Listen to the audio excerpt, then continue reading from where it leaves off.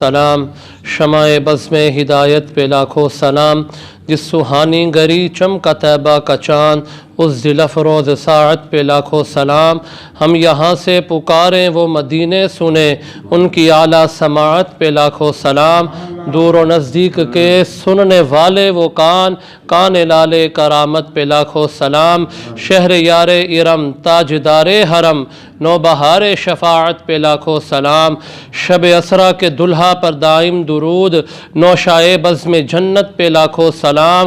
وہ چکا چک خنجر سے آتی صدا، مصطفیٰ تیری سہولت پہ لاکھوں سلام۔ ان کے آگے وہ حمزہ کی جہبازیاں، شیر غران سطوت پہ لاکھوں سلام۔ اصدق الصادقین سید المتقین، چشم گوش وزارت پہ لاکھوں سلام۔ یعنی اس افضل الخلق بادر رسول، ثانی اثنین ہجرت پہ لاکھوں سلام۔ وہ عمر جس کے آدا پر شیدا سکر، اس خدا دوست حضرت پہ لاکھوں سلام۔ فارق حق و باطل امام الہدا، فارق حق و باطل امام الہدا، تیغ مسلول شدت پہ لاکھوں سلام۔ ترجمان نبی ہم زبان نبی، محبت کے ساتھ ترجمان نبی، مل کے ترجمان نبی، جان شان عدالت پہ لاکھوں سلام۔ اور آخر میں اعلیٰ حضرت فرماتے ہیں ان کے مولا کی ان پر کروڑوں درود، ان کے مولا کی ان پر کروڑوں درود، ان کے اصحاب و عطرت پہ لاکھوں سلام۔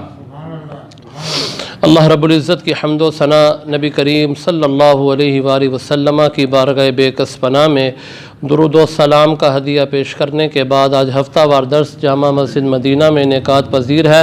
اس پہ میرا موضوع حضرت سیدنا صدیق اکبر رضی اللہ تعالیٰ عنہ کی شان کے حوالے سے ہے، جس میں چند گزارشات پیش کروں گا۔ اللہ رب العزت سے دعا ہے اللہ رب العزت مجھے حق بات کہنے، احباب کو حق بات سماعت کرنے اور ہم سب کو حق بات پر عمل کرنے کی توفیق عطا فرمائے۔ سامعین کرام، آج بعض لوگوں کی زبانیں لمبی ہو چکی ہیں، وہ صحابہ کرام رضوان اللہ تعالیٰ علیہ مجمعین پر طعن کرتے ہیں، اور ان کا موضوع یا تو حضرت ابو بکر صدیق رضی اللہ تعالیٰ عنہ کی افضلیت کو ثابت کرنا ہے، یا پھر حضرت علی کو پہلا نمبر دیتے ہیں، جبکہ ہمارا عقیدہ یہی ہے کہ افضل البشر بعد الانبیاء وہ ذات ہے جس کو دنیا حضرت ابو بکر صدیق رضی اللہ تعالیٰ عنہ کے نام سے یاد کرتی ہے۔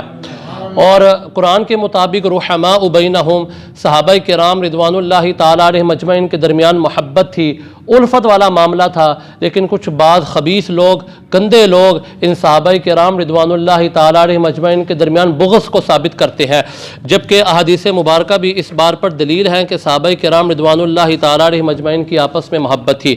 سرکار دو جہاں صلی اللہ علیہ وآلہ وسلم کی حدیث ہے، فرمایا ان اللہ نظر فی قلوب العباد فوجد قلب محمد صلی اللہ علیہ وآلہ وسلم خیر قلوب العباد فاصطفاہ وبعثہ برسالتہ۔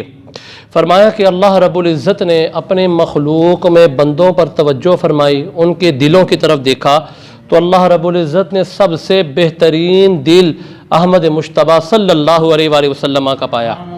پھر اللہ رب العزت نے فاصطفاہ ان کو چن لیا، وبعثہ برسالتہ اور اپنے پیغام کے ساتھ نبی بنا کر مبعوث فرما دیا۔